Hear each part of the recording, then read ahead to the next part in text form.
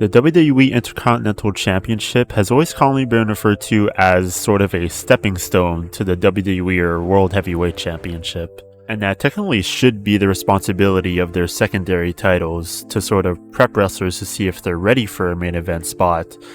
Though throughout recent years, mainly before the pandemic, the title did see a noticeable decline in championship holders. I think a good time to start around is maybe in the middle of 2019, where Shinsuke Nakamura defeated Finn Balor at Extreme Rules to become the champion. And at the time, I thought this would have been a good chance for Nakamura to showcase his talents by having an incredible run, as the last time he held a secondary title was long, but none of the defenses were actually quite memorable. Like, come on, do you remember Shinsuke Nakamura versus Ty Dillinger ending in a no contest, or two of his defenses ending in a DQ? Anyways, Nakamura won the Intercontinental Championship in July of 2019, and then he had only 3 defenses, with one being at Smackville, a pay-per-view defense against The Miz, and, well, you guessed it, another DQ loss when he defended against pre-Tribal Chief Roman Reigns on SmackDown. Now, 3 whole months later, with no defenses between, he dropped the title to Braun Strowman in a 4-minute match, who then dropped it immediately to Sami Zayn the month after, and then Sami dropped it due to not wanting to compete during the pandemic at the time. So now, it does feel unfair to judge any of the championship runs we had during the pandemic, so I'm going to fast forward all the way to right after we got live crowds back in 2021. And who is the champion at this time, you ask? Well, it is... Nakamura is champion once again, only he has a crown this time. And you think, well, surely they learned their lesson with the first reign, right? The second one's going to be... No. They didn't.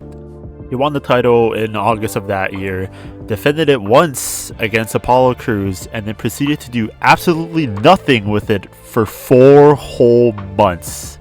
With the only eventful thing him doing is facing at the time United States Champion Damian Priest at Survivor Series, back then when Damian Priest's gimmick was the I'm sometimes good, but sometimes evil character, or whatever. And typical matches involving Nakamura with the title, it of course ended in a disqualification, because why wouldn't it, you know? Anyways, he eventually dropped it to Sami Zayn, who then immediately dropped it to Ricochet. Now, Ricochet's run was okay to start out on.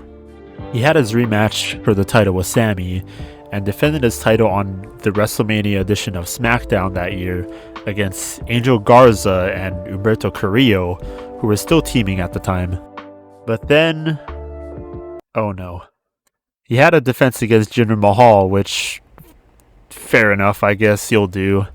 But then a month after, his next opponent and his next defense was against Shanky, which is absolutely a 5-star classic, would change nothing about it. And then, guys, there's the light at the end of the tunnel. After only 2 months on the main roster, after leaving NXT for good,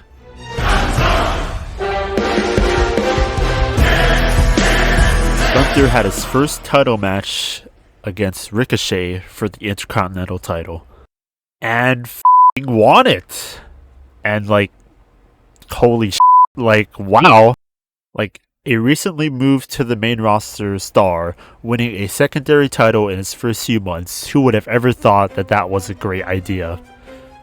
And what proceeded after was just groundbreaking. We had monthly title defenses back.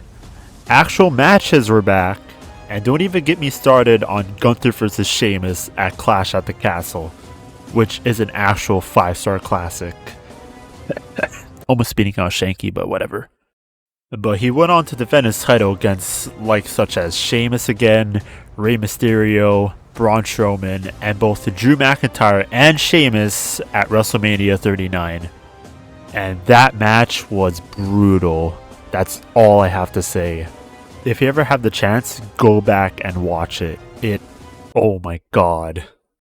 But following WrestleMania, the title was then drafted over to Raw with the rest of Imperium, and then it was actually actively defended on pay-per-views such as Night of Champions in Saudi Arabia, Money in the Bank in London, and even against the returning Drew McIntyre at SummerSlam.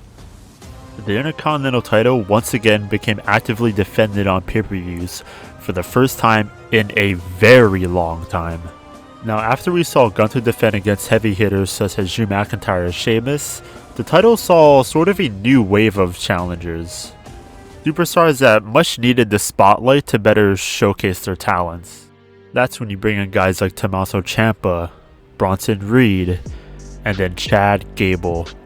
2 defenses were against Chad Gable in a sort of a David vs. Goliath-like story, which saw Gable technically hand Gunther his first main roster loss due to countout.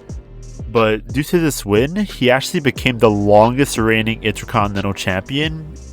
Now, after a showcase of some of the upcoming talent on the roster, they decided to go back to the 2010s with the next few matches. We had another pay-per-view defense against none other than The Miz, which I can't vouch for that Survivor Series match being good, but his rematch with him on Raw would state otherwise, with this defeat barring Miz from ever challenging him for the title as long as he was champion. Then New Day's Kofi Kingston also had his first secondary title opportunity in many years, though it ended in defeat for him. And the most recent title defense being against Jey Uso, which had his first shot at the Intercontinental title, though losing due to interference from Jimmy Uso, of course.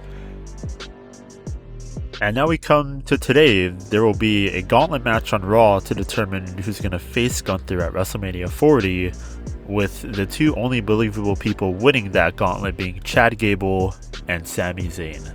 In my opinion, I think it should be Sami. I mean, he's never faced Gunther, and that match would be f***ing amazing. But to sum it all up, Gunther's reign as Intercontinental Champion has been absolutely outstanding. He's been able to have classics with pretty much everyone and showcase a variety of talent on the roster throughout his matches. With this resurgence, he has truly restored the prestige of the Intercontinental title, returning it to its original purpose, to serve as a real stepping stone to the WWE or World Heavyweight Championship.